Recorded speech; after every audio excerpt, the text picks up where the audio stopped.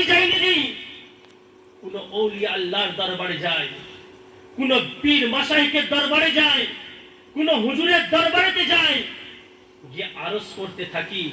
হুজুর আমার জন্য দোয়া করে, নিজে দোয়া করতে থাকি, কিন্তু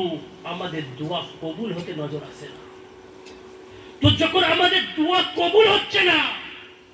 সেই মুহূর্তে কিন্তু আমাদের একটু ভেবে নেওয়া দরকার যে কারণটা কি, আমার দোয়া কবুল কেন হচ্ছে না। প্রিয় ইসলামী ভাইরা, একটু চিন্তা করে দেখেন যে আমি যখন আমার রবের কাছে পেরেশান অবস্থায়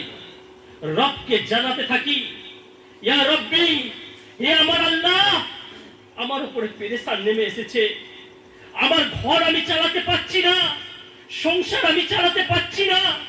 কারবার আমার ভালো চলছে না, এই দোয়া ফরিয়াদ জানাবার সময় কি আমরা কখনো আমার নবীর উপরে দরুদে পাক পড়তে তো ভুলে যাইনি? এটা আমাদেরকে একটু চিন্তা ভাবনা করা উচিত। প্রিয় ইসলামী ভাইরা,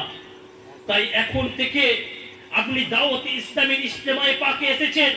ওলামা ইকরাম আপনাদেরকে ডেকেছে যে দাওয়াতে ইসলামের ইজতেমায়ে পাকের মধ্যে ওই জিনিস পাওয়া যায় যে জিনিসটা কি নিজের দিলকে পরিষ্কার করে দেয়, নিজের ওই না বানা কাজকে